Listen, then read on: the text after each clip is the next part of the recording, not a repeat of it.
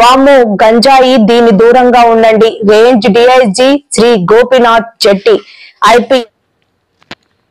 గడిచిన 8 నెలల్లో గంజాయి నిర్మూలనకు సమూలన మార్పులు. గంజాయితో అక్రమ ఆస్తుల సంపాదనని జప్తు చేస్తాము. 3వ దశలో 7,378 కేజీల గంజాయిని నిర్వీర్యం. గంజాయి అక్రమ రవాణా, సరఫరా, వినియోగానికి పాల్పడితే కఠిన చర్యలు.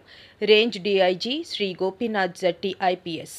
విశాఖపట్నం రేంజ్ పరిధిలో గడిచిన 8 నెలల్లో గంజాయి నిర్మూలనకు రేంజ్ పరిధిలో పోలీస్ శాఖలో సమూలమైన మార్పులు తీసుకువచ్చామని, గంజాయితో అక్రమ ఆస్తుల సంపాదన జప్తు చేస్తామని విశాఖపట్నం రేంజ్ డీఐజీ శ్రీ గోపీనాథ్ జెట్టి ఐపీఎస్ హెచ్చరించి, యువత మత్తు పదార్థాలకు బానిసై అమూల్యమైన జీవితాన్ని నాశనం చేసుకోవద్దని కోరారు. 226 గంజాయి కేసుల్లో 7,378 కేజీల గంజాయిని కాల్చడం జరిగింది. ఈరోజు శ్రీకాకుళం, విజయనగరం, పార్వతీమన్యం జిల్లాల్లో గత కొద్ది రోజులుగా సీజ్ చేయబడినటువంటి ఈ గాంజాని డిస్ట్రక్ట్ చేయడం కార్యక్రమం ఈరోజు ఇక్కడ పెట్టడం జరిగింది. సో దానిలో భాగంగా ఈరోజు ఈ 3 జిల్లాలకు సంబంధించి దాదాపుగా 226 కేసుల్లో 7,378 కేజీల గంజాయిని ఇక్కడ శాస్త్రీయ పద్ధతిలో ఇన్సినరేటర్ ద్వారా డిస్ట్రక్ట్ చేయడం జరుగుతుంది. ఈ గంజాయి డిస్ట్రక్షన్ చేసే దానిలో భాగంగా ఇప్పటివరకు విశాఖపట్నం రేంజ్లో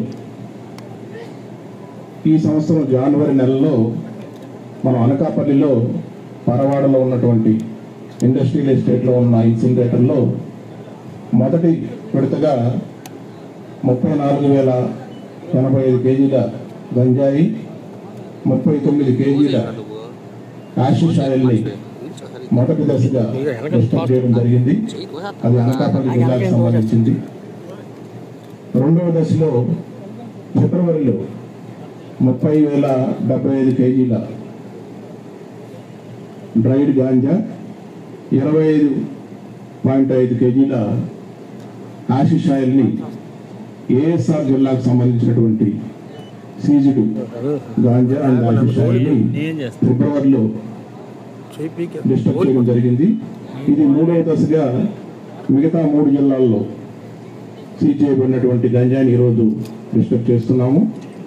సో దీనిలో భాగంగా గత 8 నెలల కాలంలో ఈ గంజాయిని సమూలంగా నిర్మూలించేటువంటి దానిలో భాగంగా రాష్ట్ర ప్రభుత్వం తీసుకున్నటువంటి అనేక చర్యల్లో ఈ విశాఖపట్నం రేంజ్ ఈ బార్డర్ ఏరియాల్లోనే మనకి ఒరిస్సా రాష్ట్రానికి సంబంధించిన బార్డర్ ఏరియాల్లో గంజాయి పండించడం జరుగుతూ ఉంది. సో దీనికి సంబంధించి ఈ సంవత్సరం దాదాపుగా 524 కేసులు ఈ గత 8 నెలల్లో రిజిస్టర్ చేయడం జరిగింది.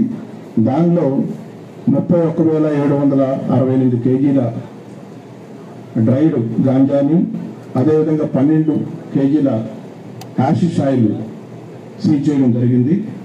దాంతోపాటు 372 వెహికల్స్ కూడా ఈ 8 నెలల కాలంలో సీజ్ చేశాము. దానిలో దాదాపు 2,050 మంది అక్యూజ్డ్ దీంట్లో అరెస్ట్ చేయడం జరిగింది ఇప్పటి వరకు. దానిలో 775 మంది ఇతర రాష్ట్రాలకు సంబంధించినటువంటి వాళ్ళు.